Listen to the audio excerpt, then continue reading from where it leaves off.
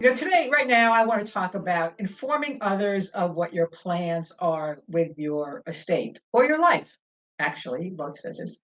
And I have a client, I think she was one of my first clients, and she chose a niece to be her power of attorney, whom she trusts, but she wasn't going to let her know. And I need to call her actually and say, are you sure you still don't want to let her know? Because when she's needed, she'll have no idea, this niece of hers. So when you choose people to represent you, certainly while you're alive with your power of attorney and your healthcare surrogate, you want to ask them if they're willing to serve, and then you want to inform them when it's done, and you want to give them copies of the documents. Because the last thing you want to have happen is somebody needs to call a bank or a financial institution using your power of attorney and they don't have a copy and they don't know where it is. And the reason they need it is because you've been in an accident and they have you in something like a medically induced coma.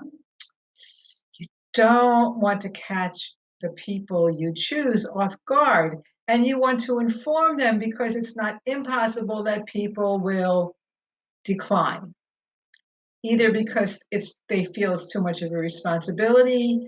Um, they're your favorite child, but they live 3,000 miles away and they just think there's no way for them to do it from so far away, which is not the case and is an understandable thought. Um, they'd rather just be there without being legally obligated in any way whatsoever to represent your best interests. So when you're doing your planning, you want to ask permission and you want to let them know that you've appointed them and give them copies of the documents. And then what you want to do is you want to be sure that something you've done this year is still relevant next year, that they're still in a position to serve, they still want to serve. Um, and this is especially true with people who are older when they get started. I'm not exactly sure what that means, but let's just assume they're at least empty nesters and the people they've appointed are the same age and they're not sure that they're physically able anymore. So I kind of rambled around this topic, but you want to let people know that you've chosen them. Be sure it's okay before an attorney does all the documents, and then be sure they have copies of the documents that are relevant. You will save people grief. And the whole idea of planning is really to spare grief.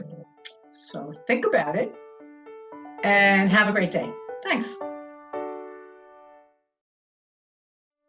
Thanks for watching. Please like, share, and subscribe. And have a great day.